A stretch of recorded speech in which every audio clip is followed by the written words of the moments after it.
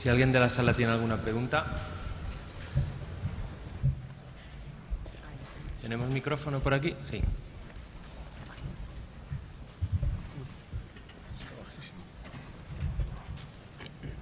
Hola, buenos días. Querría preguntarle al doctor Almendral si hay en estos momentos alguna línea abierta de investigación con la dronedarona para su uso en algún otro tipo de arritmias. ¿Perdón? Para su uso en algún otro tipo de arritmias que no sea la fibrilación auricular. Es una buena pregunta. Yo no sé que haya nada específicamente abierto en plan de ensayo clínico, lo desconozco. Pero efectivamente, pues igual que actúa sobre la fibrilación auricular, pues es un fármaco de clase 3 que podría ser beneficioso en pacientes con taquicardia ventricular, por ejemplo, ¿no? Sería un sustrato que nos interesaría especialmente. Yo desconozco que esto esté como tal. Sé que hay pequeños hallazgos a nivel de case report, a nivel de pequeños datos observacionales, que hay gente que lo ha usado, pero nada más. En la revista española de cardiología va a aparecer próximamente como caso clínico, como nota al editor, el tratamiento de 3 pacientes con taquicardia ventricular idiopática, con la dronedarona, en la que fue bien el fármaco. ¿Alguna otra pregunta? Bueno, pues yo quería hacer un...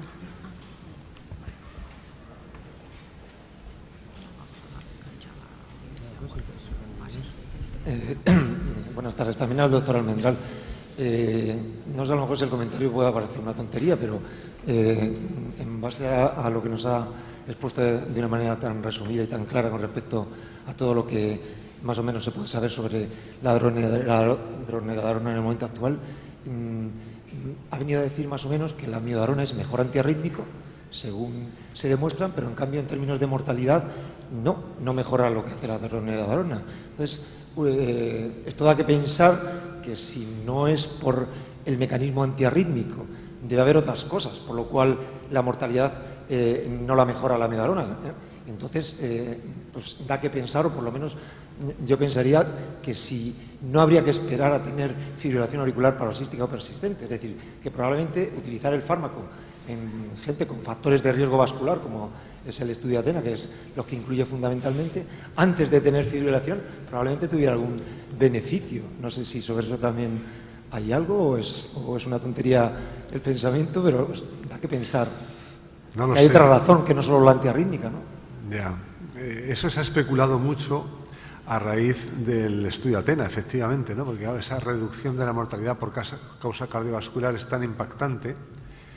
Luego, cuando se vieron determinados endpoints o determinados hallazgos, por ejemplo, pues hay menos tasa de infarto en el grupo con dronedarona, menos tasa de ictus. Hubo un artículo que no lo he referenciado por falta de tiempo, pero un artículo específico que analizó en la tasa de ictus, y había una reducción también en el subgrupo de pacientes tratados con dronedarona, de manera que se ha especulado con que pudiera haber, por así decir, efectos pleiotrópicos, por llamarlo de alguna manera, algo, ¿no? Se ha estudiado con las estatinas y con otros fármacos, ¿no? Sin embargo, pues por ejemplo, el diseño del estudio PALAS, que se basó en ese posible fenómeno, es decir, el paciente que esté hasta en FA permanente no se la vas a quitar, porque por definición el FA permanente es FA para siempre, ¿no? Entonces era decir, a ver si estos otros efectos pleiotrópicos en la enfermedad que llamamos fibrilación auricular son útiles, y fue un gran fracaso el estudio PALAS en ese sentido, ¿no? Con lo cual yo creo que sigue habiendo una incógnita tremenda referente a la discordancia de hallazgos, ¿no? No obstante, yo creo que cada vez que la dronedarona se ha pretendido extrapolar a cosas que no son lo suyo, pues ha salido mal. Por alguna razón, cuando resulta que lo utilizas en pacientes que tienen fibrilación auricular y que se benefician del fármaco antiarrítmico, las cosas han ido bien. Por ejemplo, el grupo del estudio Andrómeda ni siquiera tenían fibrilación auricular, tenían insuficiencia cardíaca, disfunción, y encima no tenían fibrilación auricular. Pues, ¿qué quieres? Pues mal, claro. En el PALAS no le ibas a quitar la fibrilación, pues mal. De manera que no sabemos muy bien por qué, creo que no lo sabemos, pero hoy por hoy lo que hay es que la utilidad se concentra en ese subgrupo de pacientes, en esa situación de fibrilación auricular, que tienen fibrilación auricular y que no es permanente.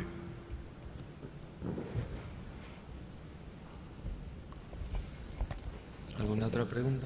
María Guerrero. Yo también voy contra el doctor Almendral.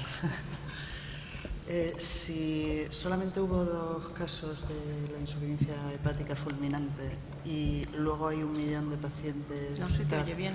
Y luego hay 1 millón de pacientes tratados que no han tenido nada, ¿tiene sentido mantener la recomendación de los controles analíticos? Me gusta la doctora, es que las preguntas del $1.000.000, claro que sí. Claro que es una pregunta absolutamente importante, ¿no? Útil y que lo debemos hacer. El problema es que también se puede volver la oración por pasiva, puede decir que como que se han hecho los controles y hemos detectado a los pacientes antes de que llegaran al fracaso hepático, hemos evitado los fracasos hepáticos, con esa política de hacer muchos controles analíticos. Lo que pasa es que entonces necesitaríamos información más detallada de a cuántos pacientes se les ha retirado el tratamiento por un principio de insuficiencia hepática. Efectivamente, necesitaríamos esa información, así como también todos sabemos que una cosa son las recomendaciones y otra cosa es la realidad. Muchos sabemos, creo que en fin, vamos a decir la realidad de que probablemente no se ha seguido al pie de la letra, ni mucho menos esas recomendaciones, se han hecho algo. Y a lo mejor sería bueno saber si en los pacientes que se ha hecho de forma espontánea un control más riguroso ha habido, digamos, un resultado diferente de en aquellos que se ha hecho un control más laxo, ¿no?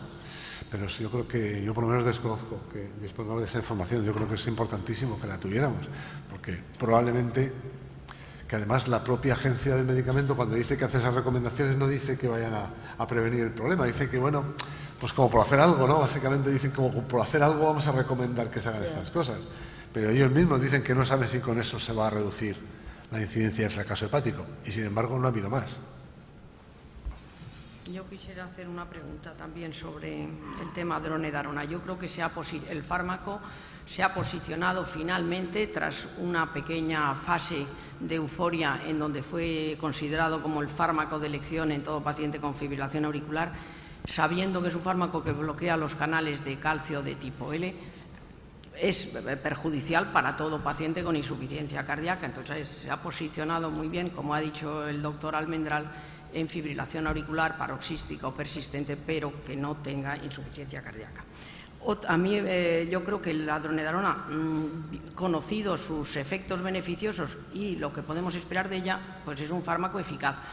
Hay otro tema que quizá no se haya tratado, que es la prolongación del QT. Podríamos comentar algo de su asociación, vamos, imposible asociarlo con otros fármacos que prolongan el QT y que también para todo el que lo utiliza, pues que debe de vigilar lo mismo que con la amiodarona, qué es lo que pasa con el QT, pues la dronedarona también.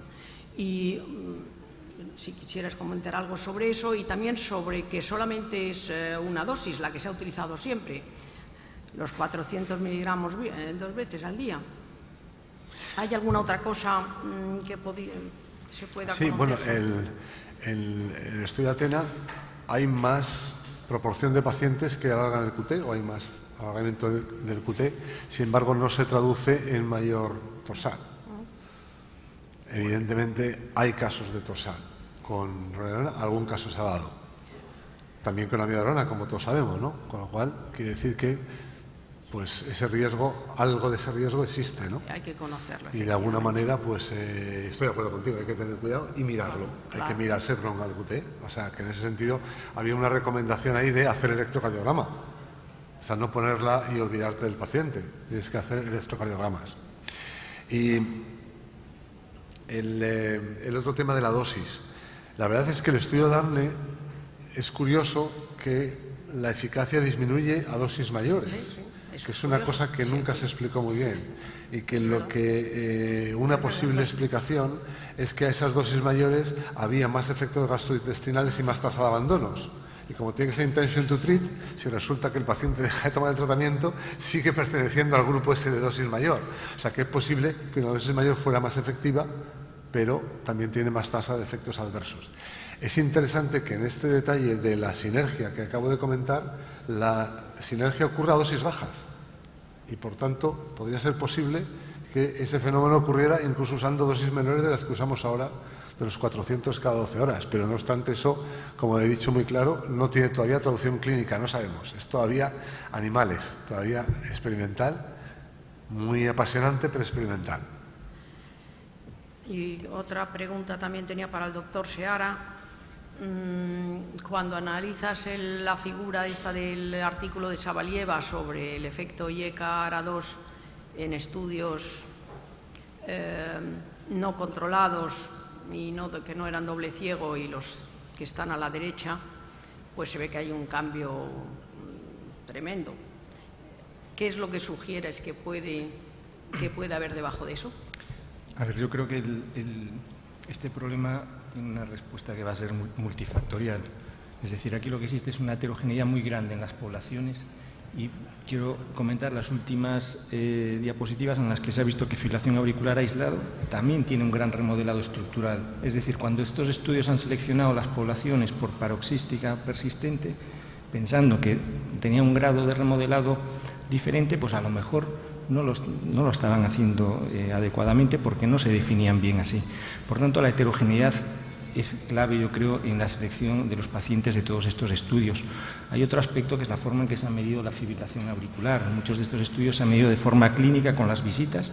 En el estudio ANTIPAF, en el estudio japonés, se midió también carga de fibrilación auricular con electrocardiograma transtelefónico emitido diariamente y si había síntomas.